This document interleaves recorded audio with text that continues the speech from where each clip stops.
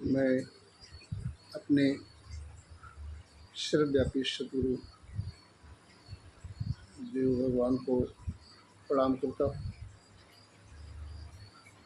और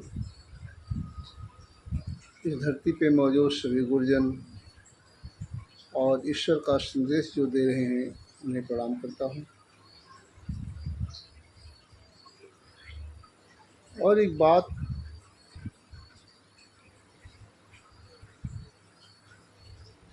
समझ में आ रही थी तो इस वीडियो के माध्यम से शेयर की जा रही है, और वो ये कि आज हर इंसान सज्जनता की लाइन में लगा है। कोई दान करके सज्जन बनना चाहता है, कोई धर्म करके सज्जन बनना चाहता है।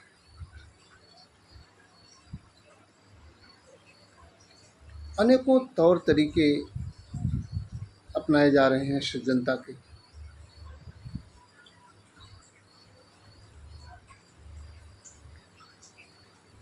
गिनती नहीं है कि सज्जन बनने के लिए कितने प्रयास किए जा रहे हैं, लेकिन सज्जनता का इससे कोई लेना देना नहीं। सज्जन इससे हुआ नहीं जा सकता। सज्जनता के लिए तो महात्मा ने लिखा है, सज्जन बनना है तो पहले मर्मी बनना पड़ेगा। अब मर्मी क्या है? मर्मी उसे कहते हैं जो समस्त मर्म और समस्त कर्म, समस्त धर्म से परे की सत्ता, परे का जीवन, और इसे बनाते हैं समय के अवतार। समय के अवतार कहें,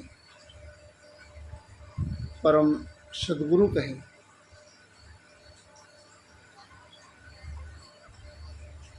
या परम गुरु कहें, तो ये बनाते हैं मर्मी। इन्हें जो समर्पण हो जाते हैं वो मर्मी हो जाते हैं, जो समस्त भरमों से परे है, समस्त कर्मों से परे है, समस्त आवरणों से परे है। ये जिसके जीवन में प्रवेश करता है वो मर्मी होता है, और जब मर्मी हो गया तो फिर वही सज्जन हो गया। सज्जनता आ गई। सज्जनता के लिए और कोई रास्ता नहीं है।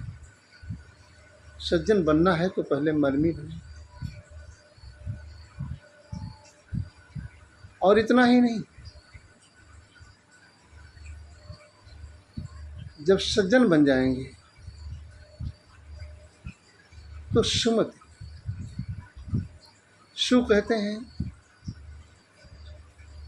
सतगुरु को, और मत कहते हैं उसी क्रिया को। सतगुरु का वसूल, सिद्धांत, नियम, तरीका सतगुरु की मति ये प्राप्त हो जाती है। एक हथियार मिल जाता है जीवन जीने का, एक हथियार मिल जाता है खोदने का। जैसे खोदने के लिए हथियार होता है, कुदार जिसे कहते हैं, उसे किसान खोदता है और बीज रोपण करता है, घास फूस निकालता है। तो मर्मी बने फिर सज्जन बने, और जो सदगुरु की मति धारण हो गई तो एक प्रकार से घास फूस निकालने का हथियार मिल गया। घास फूस का मतलब है कि तमाम वासनाएं, कामनाएं, वैमनष्यताएं और जितना भी सोच लें, निंदा, नफरत, ये सब निकालने का एक रास्ता मिल गया, एक हथियार मिल गया। और आगे बढ़ें। ज्ञान, ज्ञान की आँख जो गुरुदेव भगवान ने प्रदान की है, इसे खोलें। जब ज्ञान की आँख खोलेंगे तो वैराग्य हो जाएगा। फिर संसार में कोई नहीं अपना, सब सपना। जब ज्ञान की आँख खोलेंगे तो जब वैराग्य उत्पन्न होगा,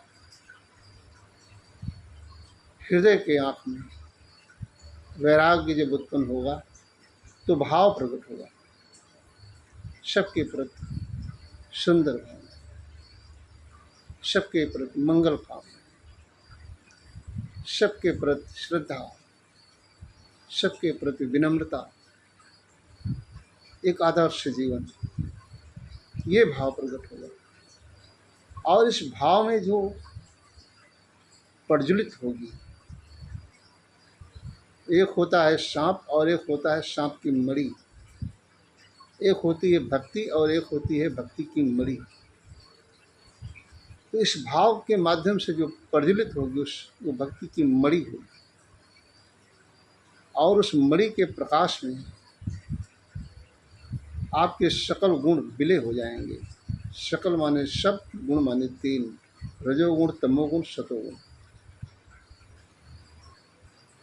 सतोगुणी इंसान दुनिया के लिए काम करता है, अपने लिए कुछ नहीं करता। रजोगुणी इंसान दुनिया के लिए भी करता है, अपने लिए भी करता है। तमोगुणी इंसान का कारण बैर, विरोध, निंदा, नफरत करता है। इसी 3 गुणों के अंदर पूरी सृष्टि चल रही है, सारा इंसान इसी में चलता है। कोई रजो में चलता है, कोई तमो में, कोई सतो में, कोई इन तीनों में चलता है। लेकिन जब उस भक्ति की मणि जब प्रज्वलित होगी तो तीनों गुण उसमें विलय हो जाएंगे, और जब ये तीनों गुण विलय हो जाएंगे तब प्रज्वलित होगा निष्काम जीवन, दिव्य जीवन, संपूर्ण ब्रह्मांड को कंट्रोल करने की पावर, शक्ति। सदगुरु के साथ में मिलके इस धरती की वाइब्रेशन को चेंज करना, इस धरती के प्रत्येक प्राणी को सद्भावनाओं का वाइब्रेशन देना, प्यार का वाइब्रेशन देना, नम्रता का वाइब्रेशन देना, ये शरीर से अलग होके संपूर्ण ब्रह्मांड में अपना साम्राज्य स्थापित करना। और शरीर छोड़ने के बाद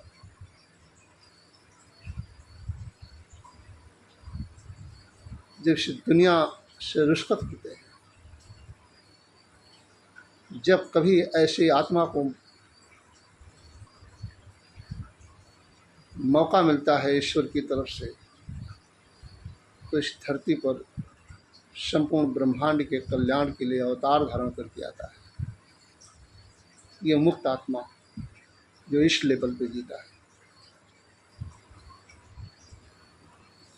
कहते हैं कि मर्मी सज्जन सुमत पुजारी, ज्ञान विराग नैन उर्गारी, भाव सहित खोजे जो प्राणी, पावे भगत मणि सब गुण खानी।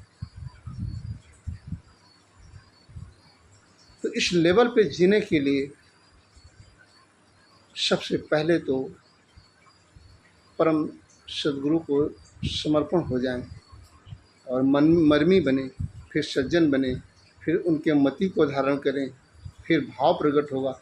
और इस भाव के अंतरात्मा में जब खोजेंगे, मणि प्रकट होगी, प्रकाशमय जीवन, निष्काम जीवन। इसे कर लें, ईश्वर ने मौका दिया है करने का, इसे किया जा सकता है। और इसका बहुत सरल और सीधा सा रास्ता है, समर्पण। कोई कर्म कांड नहीं करना, कोई जप नहीं, कोई तप नहीं, कोई योग नहीं, कोई साधना नहीं, बस समर्पण। समर्पण होके देखें, दृष्टा बन के देखें। जाप मरे, अजपा मरे, अनाहत भी मर जाए, सबस समानी आत्मा किसको काल न खाए। कहाँ सोए हैं और क्यों सोए हैं?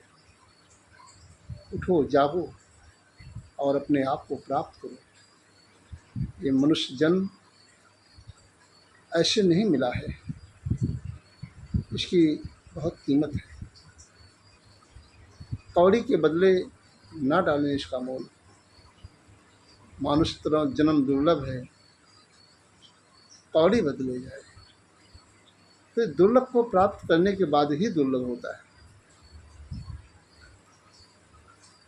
जो दुर्लभ है उसे प्राप्त जब कर लिया जाता है, तब ये मानुष जन्म जो है ये दुर्लभ हो जाता है। कौड़ी के बदले जा रहा है, तो कौड़ी के बदले ना गंवाएं। उठें, जागें और परम गुरु को समर्पण होके, जो सर्वव्यापी है, इसका बोध हासिल करके सर्वव्यापी हो जाएं। ये संदेश बहुत पहले से ही दिया जा रहा है, आज भी दिया जा रहा है और आगे भी हो सकता है कि दिया जाए, और दिया ही जा रहा है। तो जितनी समझ थी उतनी उपस्थिति हुई है। अगर कोई भी बात ऐसी निकल गई हो जो मर्यादा के खिलाफ है, तो उसके लिए क्षमा प्रार्थी हैं सभी गुरुजनों से। और इसी के साथ जय श्री राम, जय श्री कृष्ण।